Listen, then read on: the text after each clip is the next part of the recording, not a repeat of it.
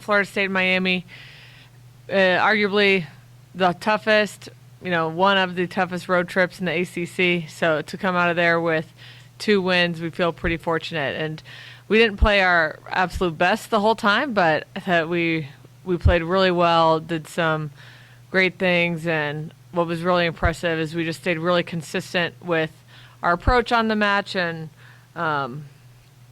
like how we were attacking our opponent. So it was overall very, very positive weekend for us. And then looking forward to next weekend, Wake Forest and NC State, 2 teams that can be up and down, but have players that, can take over. And NC State's coming off a sweep of their rival, North Carolina, who I believe was undefeated in the ACC up to that match. So they're going to be riding high. So it should be a fun weekend at home. Kind of going back to the landscape of the ACC right now, obviously you guys on top, 6-game winning streak so far. Just what does that mean at this point in the year for you guys to be on top of things and knowing just how tough the conference is? Well, it really means nothing. So, we're fortunate to be 6-0. I think we've played some really good teams, played Stanford, and then the Florida State Miami weekend is always circled as a coach, like, can we survive that weekend? So, yeah, we feel great being 6-0, but there's a lot of season left, a lot of ACC season left, and some really good teams that are continuing to improve in the ACC. And, we have this home weekend and then at Pitt and at SMU, which, might take over the Florida State Miami road trip as the toughest one in the conference.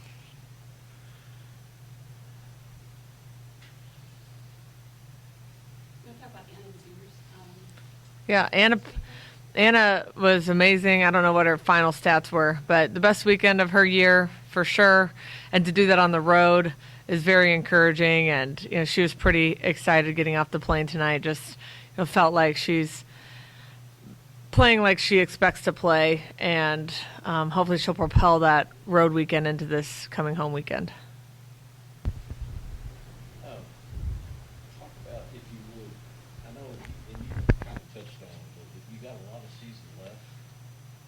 Obviously, Pitt getting knocked off and getting beat. I don't want to say it gives you more hope or anything like that, but you got to play them twice. Yep. What does it mean to string wins together?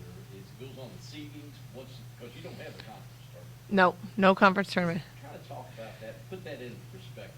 Yeah. At this time. For us to win the conference, it's extremely difficult because it's just based on your overall record, and then the season is unbalanced. And the way the ACC does it is we are an RPI pod, so you play teams that are similar to the last 2 years RPI twice, and you play your travel partner twice to save on costs. So not only are you have to be great for the entirety of the season, and one slip up can really hurt you, but you typically have to play the best teams in the conference multiple times and beat them twice to win the conference. So it's a big deal to win the ACC. You don't get 2 chances. There's not a regular season champ and a tournament champ. You get 1 chance, and you have to be good for the whole year. So I think it's quite a feat, and that's how all the conferences, Power 4 conferences, are in volleyball right now. So it's a big deal to win your conference in volleyball. Is Pitt your travel partner? No, Notre Dame. Notre Dame's. So Pitt and SMU are travel partners. So that's why that's going to be a very tough road trip this year. Dani, you've touched on this throughout the year, but would you I'm sorry.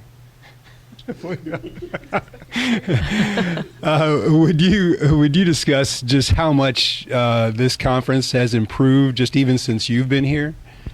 Yeah, it's pretty unbelievable. I don't even know how the rankings will come out, how many teams are ranked in the top 25, but my first year there were 0 in the top 25 because we were trying to break into top 25 and we didn't have an opportunity to beat anybody.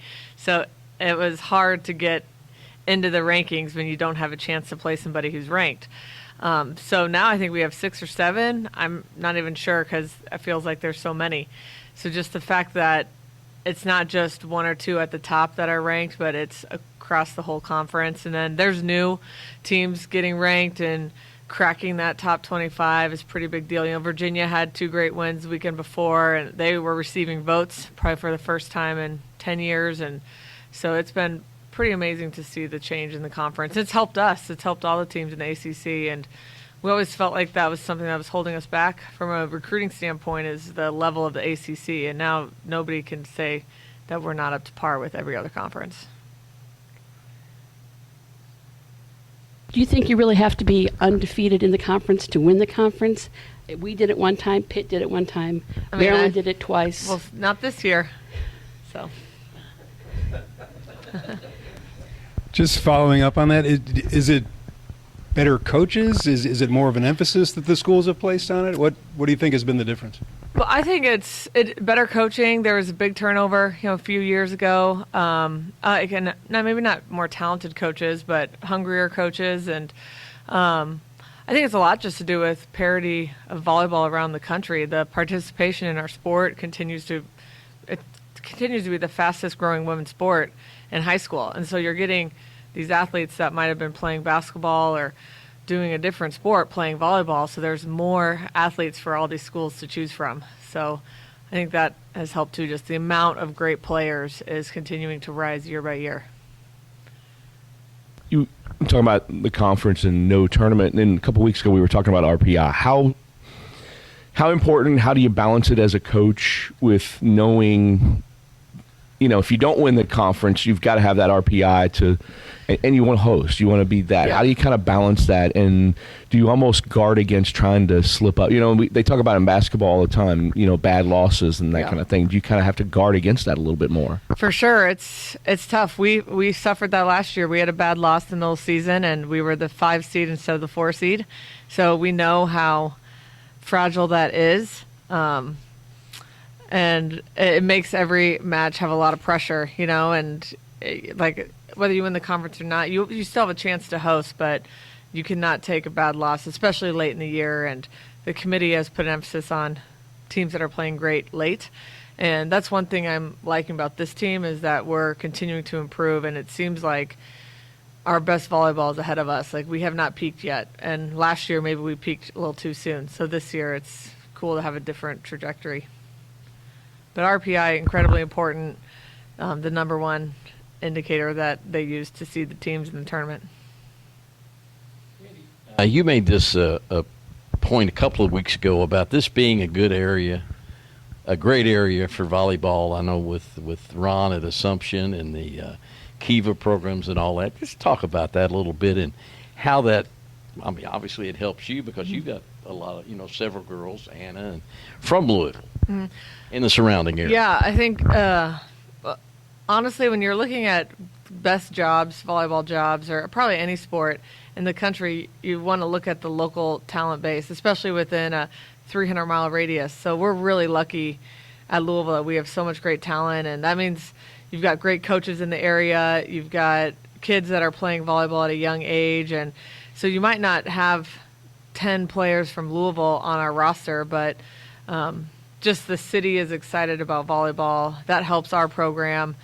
And it just creates a really competitive atmosphere for these athletes to grow up in. They're used to winning at Kiva and Assumption, and Mava and Union, and so when you get these players in your program, they hate losing.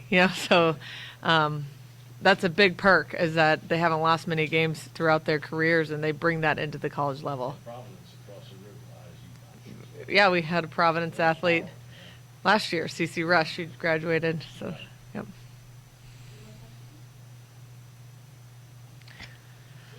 Thanks, everybody.